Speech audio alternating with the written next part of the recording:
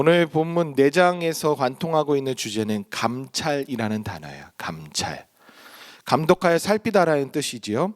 감찰이라는 이 단어는 사실 법률 용어에 사용되어져요. 그렇다 보니까 잘잘못을 처벌하는 것 같고 잘잘못을 밝혀내는 것 같은 그런 용어로 많이 쓰여져요. 그래서 일상에서도 사용하지 않고요. 그렇지만 성경에서 사용되어지는 이 단어가 어쩌면 어둡고 무거운 의미로 사용되어지는 단어라고 할 수 있어요. 이 한자 그대로의 의미는 전혀 무겁지도 않고 그리고 어둡지도 않아요. 깊이 살피다, 면밀히 살펴 헤아리다라는 것이 바로 감찰이라는 단어예요. 심지어 성경에서는 감찰이라고 번역된 그것은 표면적으로는 보다라고 많이 번역되어져 있어요. 보다.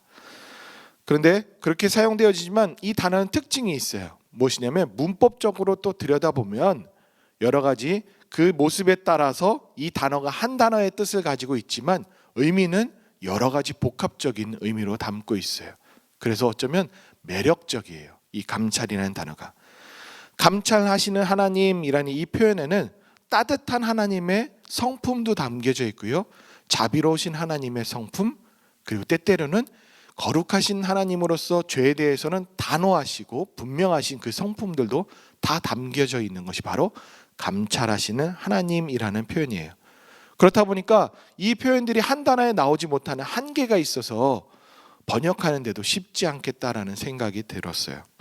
우리 하나님은 두렵기만 한 분이 아니시죠. 그러나 죄에 대해서는 아주 단호하시고 그리고 분명하세요. 심판에 대해서는 아주 냉정하게 하시는 모습을 보게 돼요. 그러나 하나님의 사랑의 깊이와 넓이는 우리 인간으로서 헤아릴 수 없는 크고 넓은 그 모습이 있다는 거예요. 모든 성품이 이 한 단어에 다 담겨져 있지 않지만 오늘 이 4장의 모습들에서 흔적들을 볼 수가 있어요.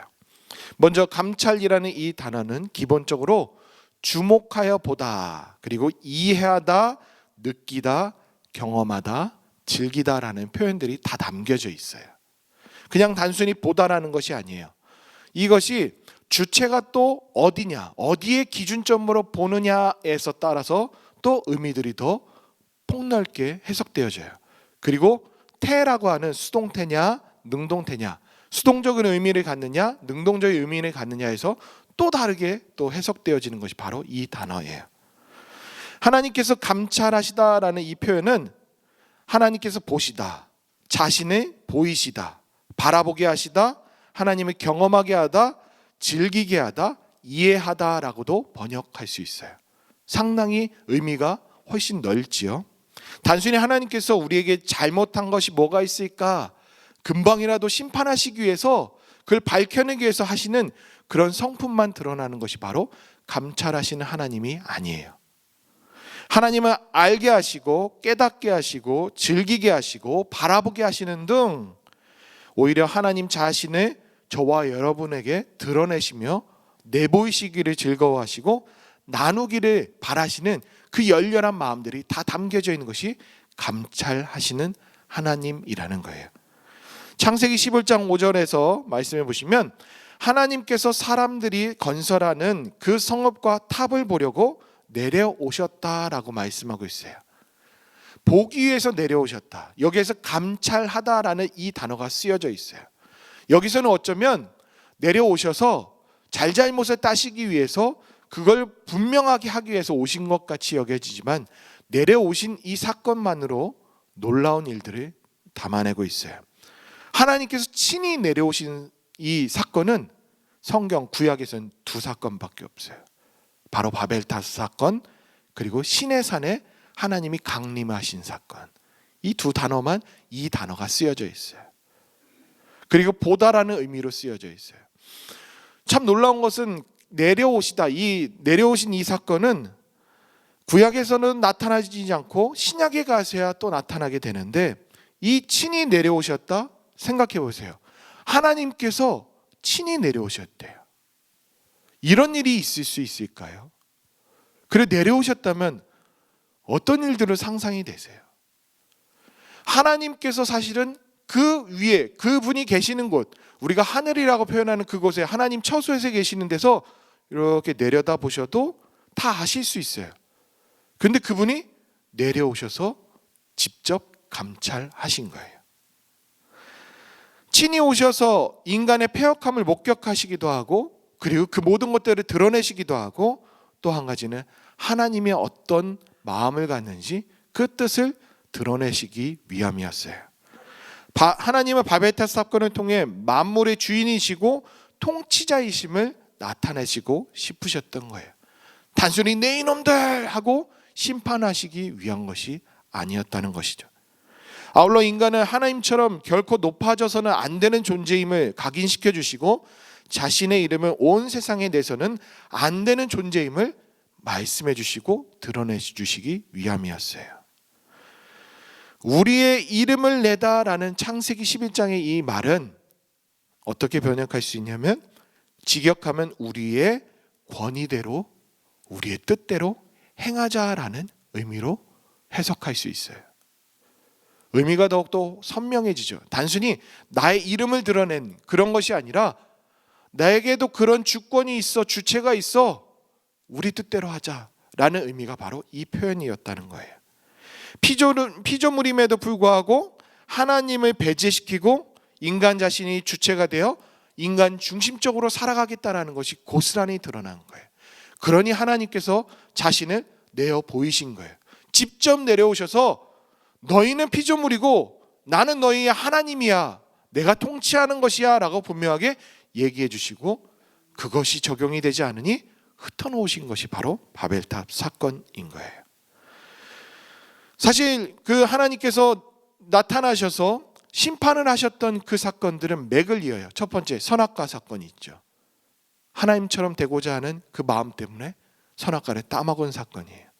그것은 하나님을 향한 교만한 마음이 드러나 있는 것이죠. 홍수 심판은 어떠세요? 홍수 심판도 땅의 사람들을 지으시고 한탄하시고자 하는 그 마음이 있으셨을 때 하나님이 오셔서 심판하셨어요. 죄악이 세상에서 관영되어졌던 그 사건이 바로 홍수 심판 사건이에요.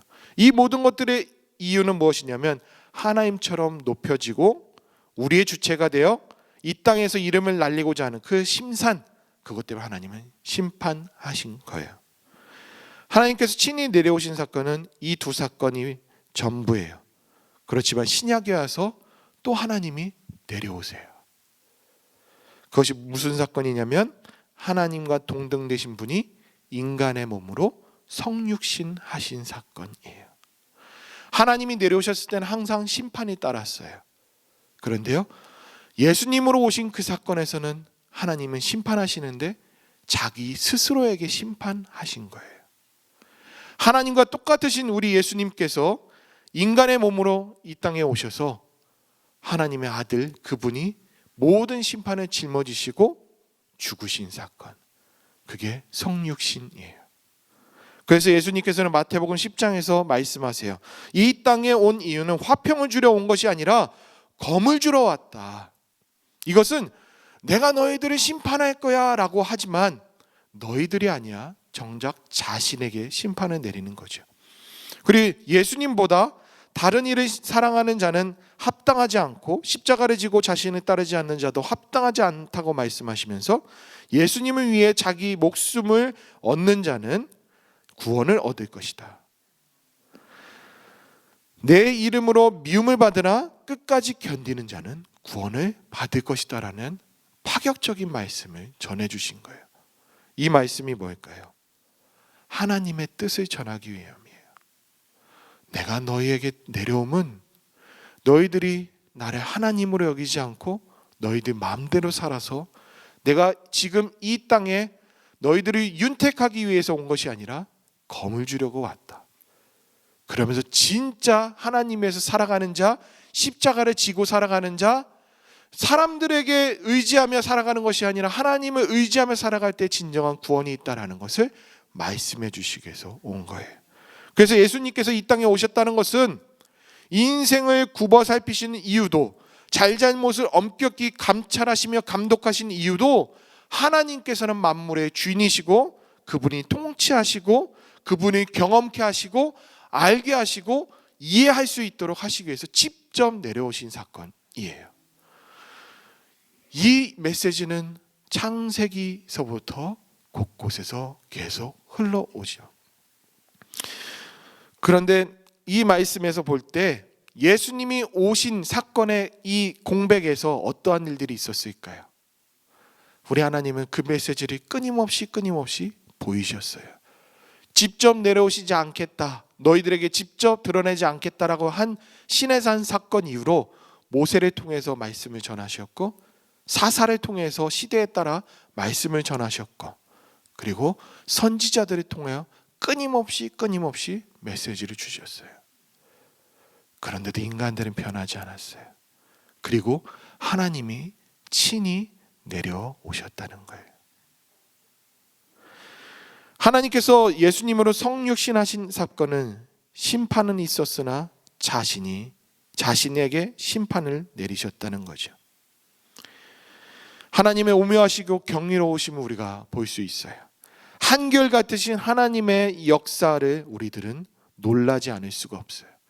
그 사건이 또한 어떠한 사건에서 또 펼쳐지냐면 바로 사도행전 10장 말씀이에요. 예수님이 오셔서 십자가에 못 박혀 죽으시고 부활하셨어요. 그 이후에 누가 오셨어요? 성령 하나님께서 오셨다는 거예요. 그 성령 하나님께서 오시면서 어떠한 일들이 10장에서는 펼쳐지냐면, 오늘 함께 읽은 44절 말씀을 보실까요?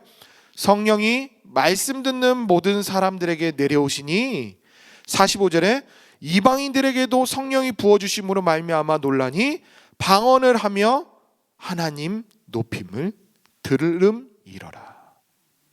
성령님이 이 땅에 오셔서 무엇을 드러내셨습니까?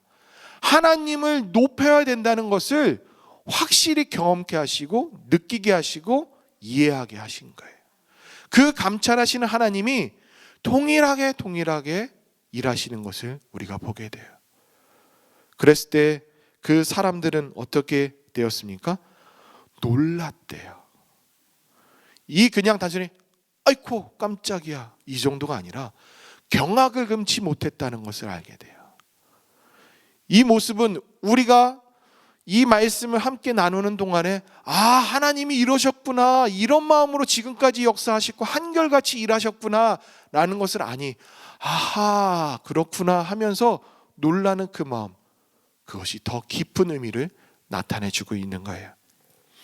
하나님은 하나님의 뜻을 이해하고 경험하는 자를 원하고 계셨던 거예요.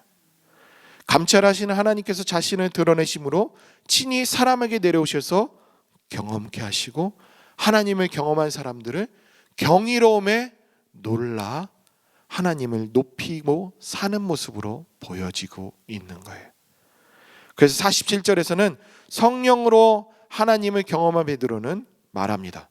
성령을 받았으니 누가 능히 세례 베품을 그 말이요.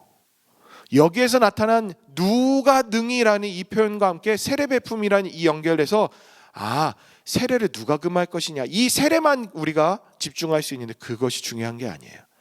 하나님께서 이런 뜻을 가지고 있는데 하나님이 일하시는 것을 세례를 주고 안 주네, 그들에게 복음을 전하네 안 주네가 내가 판단할 수 있는 일이 아니었구나, 누가 그것을 금하리요 라고 얘기한 거예요. 그 앞서서 고넬료 사건이 뭐예요? 이방인에게도 하나님이 복음을 전하시고 그들이 구원받는 것을 원하신다라는 거예요. 그런데 베드로는 그렇지 않았죠. 자기의 특권 안에서 자기가 선택하고 자기의 민족만 바라는 그곳을 하나님께서는 직접 성령의 역사를 통해서 각인시켜 주신 거예요.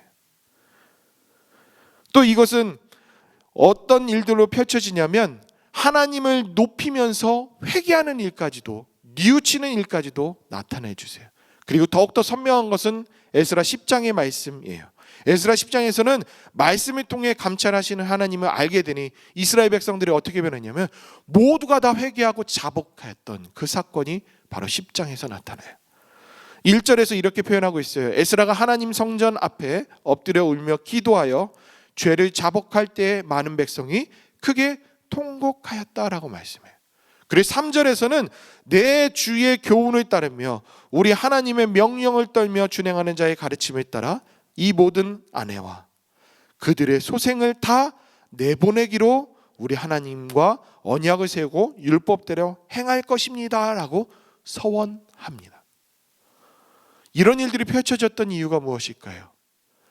말씀이 선포되어지고 그 말씀에서 하나님이 어떠한 뜻을 가지고 있는지를 알게 되니 이들이 자복하고 회개하고 그리고 또한 하나님 앞에서 말씀대로 순종하며 살겠습니다 라고 나타나는 사건들이 그대로 드러나 있는 거예요.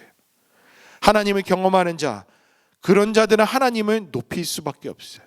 그리고 하나님 말씀에 순종할 수밖에 없어요. 그리고 자신의 죄과를 낱낱이 회개하고 하나님 앞에 납작 엎드리듯 두렵고 떨림으로 살아가는 자들이에요. 하나님을 경험하는 자, 감찰하시는 하나님을 느끼는 자는 그럴 수밖에 없다는 거죠. 그래서 감찰하시는 하나님, 그 하나님은 여전히 우리의 삶을 감찰하시고 그냥 보시는 것으로만 끝나는 것이 아니라 우리 하나님은 우리에게 이해를 시키게 하시고 그리고 친히 내려오셔서 또한 나타내 주시며 우리가 하나님만 바라볼 수 있도록 인도해 주시고 경험하고 누릴 수 있도록 역사하시는 분이 바로 우리의 삶을 감찰하시는 분이에요. 그래서 여러분, 하나님께서 우리의 삶을 감찰하시듯 우리도 하나님의 마음을 깨닫고 하나님의 뜻을 감찰하며 살아가야 돼요. 그래서 오늘 하루도 저와 여러분들이 하나님이 우리를 낱낱이 살피시는 그 감찰하시는 하나님이 우리의 삶을 역사하시는구나. 그리고 우리도 하나님의 뜻에 부합되며 살겠습니다 하는 마음으로 하나님의 뜻을 감찰하시며 살아가실 수 있기를 바랍니다.